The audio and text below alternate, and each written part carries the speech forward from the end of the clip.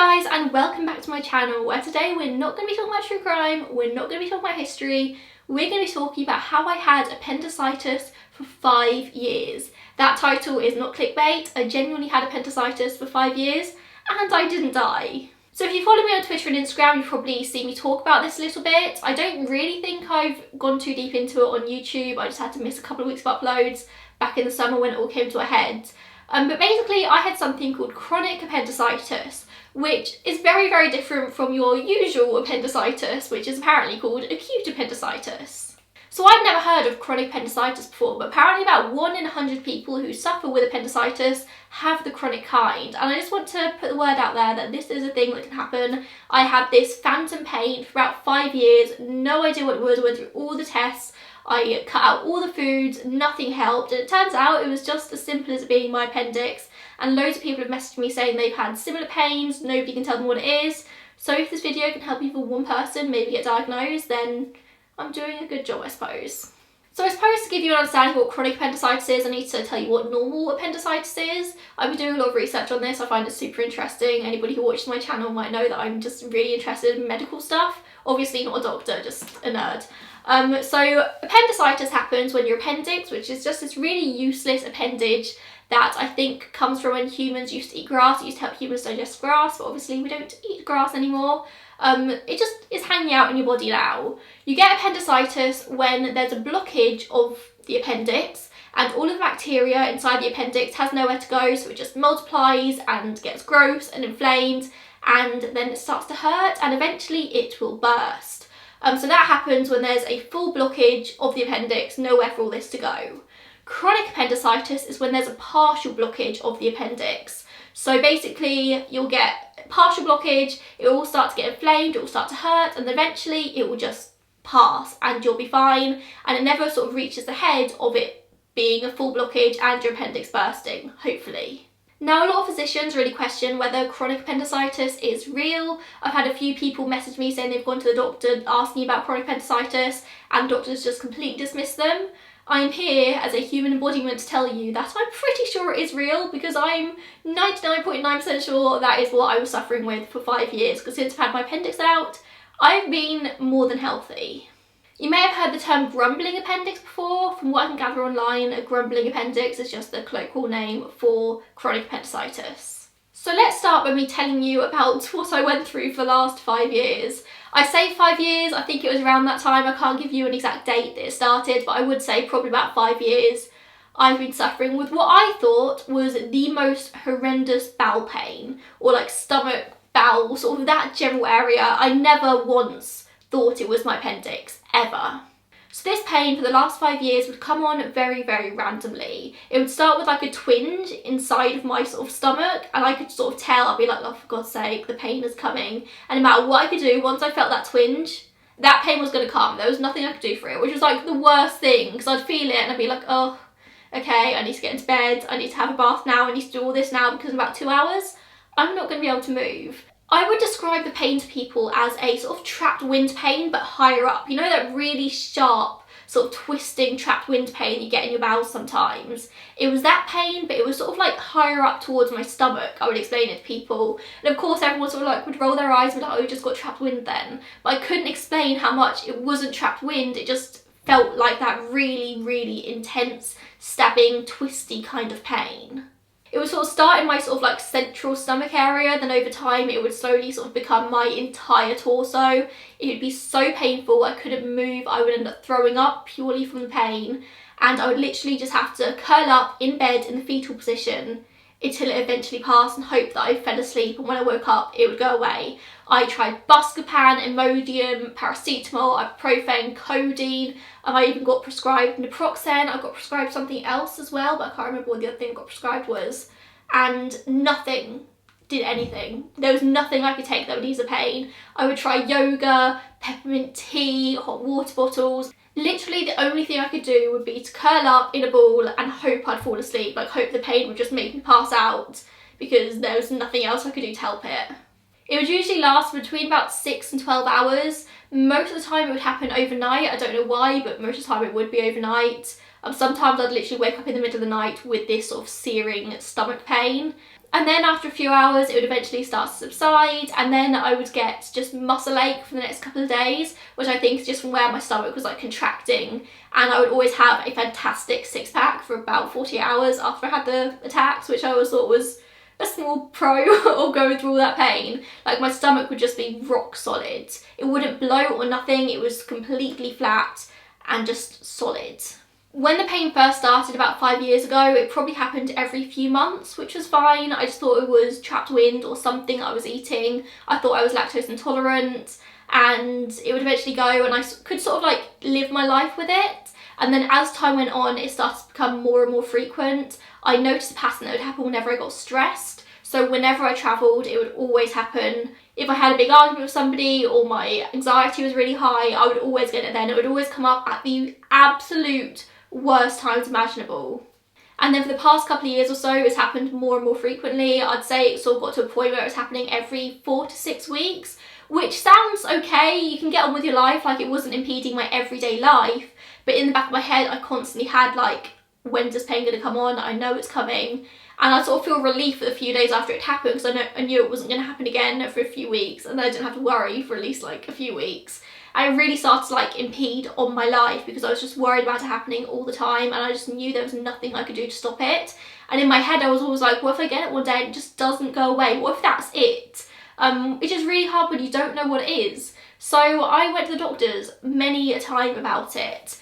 And my GP is great, she's fantastic, but she was just as stumped as I was. She had no idea.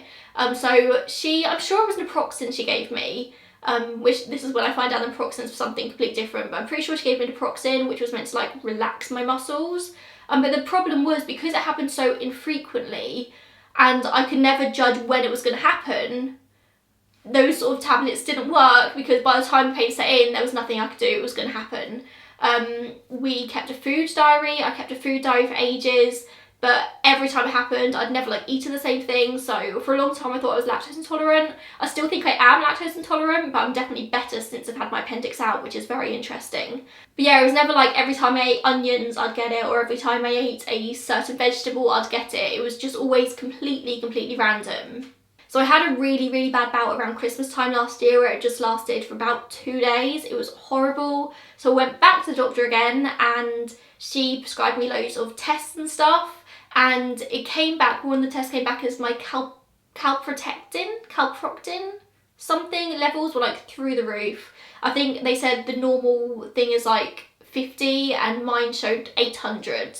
So I literally got a call from my GP. I've never had a call actually from my GP before, but she literally called me. She was like, you need to come in now. I'm thinking I'm dying. So I rush into my GP's office. She gives me this result. And she says she wants to book me in for a colonoscopy and gastroscopy. So I booked in for those. And I sort of said to her, I was like, what is this? Like, you look really worried. Tell me, what do you think this is? And she was like, well, when you get a result that high, there's usually only 3 things it could be. She told me that she'd sort of been operating under the assumption there was just a really bad case of IBS that I had, which is kind of what I was thinking as well. But she said that with the test results I had, there was no way it could be that. She said it was either Crohn's disease, ulcerative colitis, which I really struggle to say, or bowel cancer, which was fantastic. And I'm a huge hypochondriac as it is. I worry about this kind of stuff all the time. Any sort of lump or bump, I'm like, I've got cancer, I'm about to die, I plan my funeral. Like, it is a real problem for me, like especially ever since this pain started. I think it's really played on me, and now I just worry about everything medical all the time, which I think is why I'm really interested in medical stuff. So yeah, so she told me it was most likely one of those 3 things. And I said to her, I was like, what's the chances of me having bowel cancer at my age, like realistically? And she was like, chances are slim, but with these results, it could be that as much as it could be the other 2 things. So I left the GP's office and just sobbed.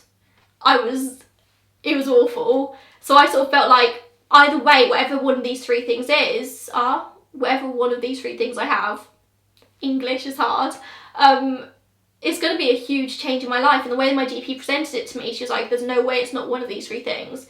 So I just thought that was the end of my life. That was like January last year, January 14th, I think it was. So I had to be referred to have a colonoscopy and gastroscopy. I went in, had those done, not a pleasant experience. I had a huge panic attack before I went in because I'm me, and of course I had a panic attack. But I got my results back and There was nothing there. My bowels were completely healthy. He actually said it was one of the healthiest bowels he'd ever seen. There was a very small patch of inflammation, but other than that, he said there's nothing wrong with my bowels or with my stomach, because obviously they did the gastroscopy as well, which was great, fantastic, brilliant news, because I'd already started planning my funeral, but also it gave me no answers as to what the pain was, because I think in the time between my really bad attack at Christmas and the colonoscopy, I'd had another bout of the pain. It was great. I was so pleased, but also at the same time I was like, why are there no answers? Why can nobody tell me what's wrong with me? So fast forward, I keep getting the pains every few weeks. I feel like every single time I'm getting the pain, it's just getting worse, and it's putting me out of action for like 2 or 3 days, because it's just the recovery afterwards. I think it exhausts me so much, and like my stomach muscles hurt so much I couldn't move. And it was just, I think also I got it quite a lot because obviously I lost my pony back in March, and that was a very stressful experience, and I just started to get pain all the time. Fast forward to August of this year, when I was around my girlfriend's house and I sort of felt the pain start to come on. Like I've already said, once the pain started to come on, there was nothing I could do. I dosed myself up on all of the medication I could find at her house, but nothing. I knew nothing was going to help it. But I did actually manage to get to sleep, so I slept for a couple of hours, and I woke up about 2 a.m. in the most pain ever. Like, it was excruciating, but it kind of helped when I sort of stood up and walked around. So I'd sort of stand up and walk around, and my poor girlfriend's trying to sleep, and I'm just sort of like pacing around her room, like literally doubled over, like unable to stand up straight. And I'm awake for a couple of hours, and she's like, I'm going to take you to A&E, and I'm like, there is no way I can go to A&E and sit in one of those plastic chairs. I was like, I just can't do that. Like, I'm in so much pain, I can't just go sit in A&E and wait. I was like, I actually think I might just pass away if I have to go do that. And of course, COVID means that nobody would be allowed to come and sit with me, so I'd literally be in A&E on my own, writhing in one of those horrible plastic chairs they have in there. And I was just like, I can't. I was like, I just can't explain to you how much I can't do that right now. I was like, the pain will pass. I was like, I know it'll pass. I'll be sick, and then it'll start to sort of fade away, and I'm fine. So then I was sick, and it didn't go away. Then I was sick again, and it didn't go away. That's when I started to panic, because usually, like, I've had this pain for 5 years. I know when it's usually going to subside, and it just wasn't going to subside. And so I said to her, I was like, I've got codeine at home. I was like, can you take me home so I can have some codeine? So she took me home, dosed me up on codeine, and then she had to go do her horses. And she said to me, she's like, if this codeine hasn't kicked in by the time I get back from doing my horses, I'm taking you to A&E. So then she left, but she woke up my sister before she left. My sister was very much like, no nonsense, I'm calling the NHS helpline. So my sister comes in, and she calls the NHS helpline and calls my mum, and NHS are asking all these questions. They're like, is she writhing around in the bed? Because I don't even think I could speak to them. This is all very blurry, but I don't even think I was like well enough to even hold the phone to my ear. And I was literally just like rolling around the bed, like crying in pain. So she's answering all these questions. My mum comes around, and my mum's like, she sees me, she doesn't really know what to do. So NHS say to my sister, like, can you get her to A&E? And I'm like, I can't go to A&E. I was like, I can't even stand up right now. I don't even think I can walk. So they sent out an ambulance, which was great. So an ambulance arrived. They gave me paracetamol IV, which did start to help a little bit. And they did all these tests, and they said to me, they're like, we're going to have to take you via ambulance to the hospital. And I was like, yeah, kind of saw that one coming. So I'm taken to the hospital. In the ambulance, they give me morphine, but she gave me like 1 dose of morphine. She was like, hey, let me know in 5 minutes if this kicked in. 5 minutes, hasn't kicked in at all, feel nothing. Then she does me another dose, doesn't happen. So then she does me a 3rd dose, and after the 3rd dose, I sort of start to feel the pain going a little bit. So I was like, okay, I'm in a sweet spot of morphine right now. So I'm taken to A&E. I waited around for ages because you're in A&E and that's what you do. So I was just like literally sat on a bed, like writhing around in pain on my own. It was really hard doing it on my own. Like I like to think I'm an independent person, but when I'm in pain, I just like I think everyone wants the people they love around them when they're in pain, and just like want comforting, and it was horrible being on my own. So then eventually I went in for a CT scan, and then after the CT scan, they came to me, they were like, you've got appendicitis. And I was like, thank God. I was like, I thought I was gonna die. I was like, appendicitis, fantastic, take it out, get me into that theatre, I want to go home. So I was like pretty chuffed about it being appendicitis. I was confused though, because I was like, this is the same pain that I've had for years, and that's never been appendicitis. When you think appendicitis, you just think you get it once, then it bursts, and then you either get it out or you die. Like, that's pretty much it. So I didn't really know that you could get it loads of times, so I sort of put it into my head that, oh, this is a different pain from what I usually get. I cannot stress enough how bad this pain is. I have literally had my spine fused straight with metal rods and screws. This pain, appendix pain, was worse than that. I would genuinely rather have another spinal fusion than have that appendix pain, 100%. So eventually I was taken up to the surgical assessment unit where I had to just like sit and wait. I was still very high on morphine at this point, so I was feeling alright. But I'm literally sat in the surgical assessment unit like waiting to be seen, and a surgeon and a doctor come up, and there's like, how do I explain this? Like there's like the plastic chairs there, then there's like a load of computer screens like on stands like the other side of the room, literally probably like 2.5 meters away from me. And the surgeon's obviously looking at my scans on this screen. And the surgeon's going, he's like, this isn't the 26-year-old, is it? And the doctor was going, yeah, georgiamfrancis, 26. And the surgeon's going, I've never seen insides look like this. He was like, I've never seen it look like this in someone so young. And he's going like, look behind there, like behind that thing. Is that a tumour? And I'm literally sat there like, high on morphine, hearing the word tumour, but like I was so high that I couldn't quite grasp what they were saying. But also, I was very aware of what they were saying. It was very weird. If I wasn't high on morphine, I would have had a full-on panic attack, let's say that. So then they walk away. I'm sure there's some sort of like patient confidentiality thing there, because it was just in a waiting room. So they walk away. And then eventually I get called in, and the surgeon's trying to explain to me like what's going on. I mean, he's wearing a mask. I'm pretty deaf, like I've only got 30% hearing in this ear. And I was so high on morphine that I had no idea what he was saying to me, and I was just sort of nodding. I was nodding along. I was just nodding along. And then when he left, I turned to the nurse and just cried, and I was like, I don't know what he said to me. So then she explained to me, she's like, basically what I had was chronic appendicitis. She's like, it can either be treated one of two ways. I can be given antibiotics and just be sent on my way, and the pain will probably come back, but I won't need to deal with it now. Or I can go in and have surgery and they'll try and remove it. And I was like, try? What do you mean try and remove it? Like, appendicitis is a pretty common thing. Surely they can take my appendix out.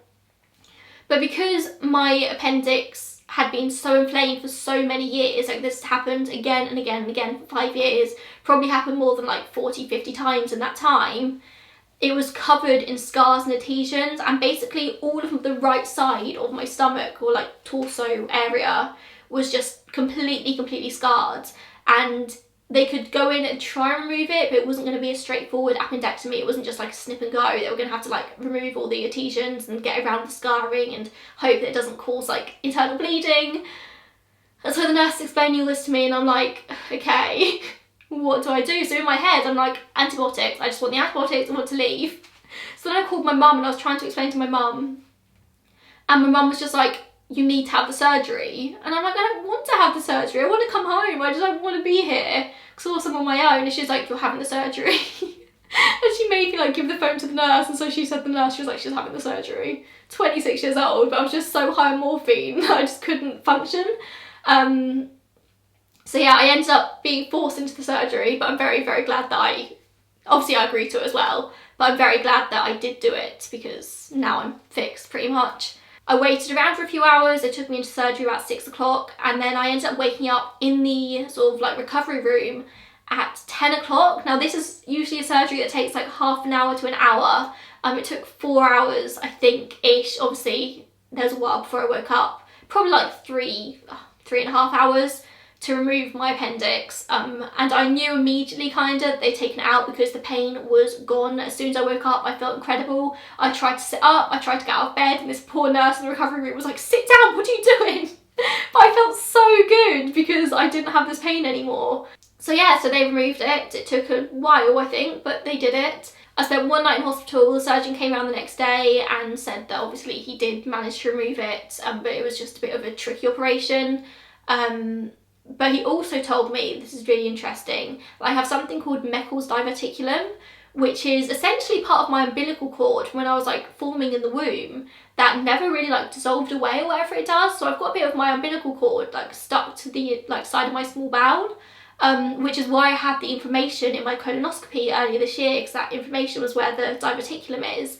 And it doesn't mean anything. About 2% of the population have it, and most people will never know they've got it. But he did say to me, he was like, he took my appendix out, but he debated taking out the diverticulum as well, because if that ever flares up, that can give very, very similar symptoms to appendicitis. And he said he was sure it was my appendix that caused my problems, but if I do continue to get the pain, it's most likely the diverticulum. So if you do have very similar symptoms to what I had, then that could be something that's worth looking into. I think most of the time it's only children that get complications with the diverticulums. I think if you pass the age of like 2 without ever having a problem with it, you're likely never going to have a problem with it. But it can happen, is what my surgeon said to me, so worth bearing in mind, I suppose. The surgery was a keyhole surgery, so I've got 3 tiny little scars, like literally like a centimetre long, one on my sort of pubic line, one on the left side of my body, and one in my belly button. Just 3 tiny little scars. I can still see them now, but it's only been a few months, so I'm sure they'll fade away eventually. They did say that if they couldn't remove my appendix, like in the keyhole surgery, they would have to have gone back in at a later date, and it would have been a more major surgery, and that would have had to have opened me up completely to then get a proper look and see if they could remove it. But luckily, they sorted it through the keyholes, which is fantastic because I don't need any more big scars on my body.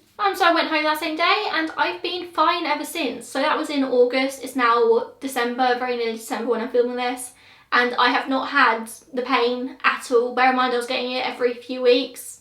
Absolutely nothing. I am completely healthy. In the week after my surgery I felt so good. Because I didn't realise how ill I was, like how much of an impact it was having on my everyday life until I had it out. I think my appendix was just like slowly poisoning me, and it just made me feel so sick all the time. I felt so sick constantly.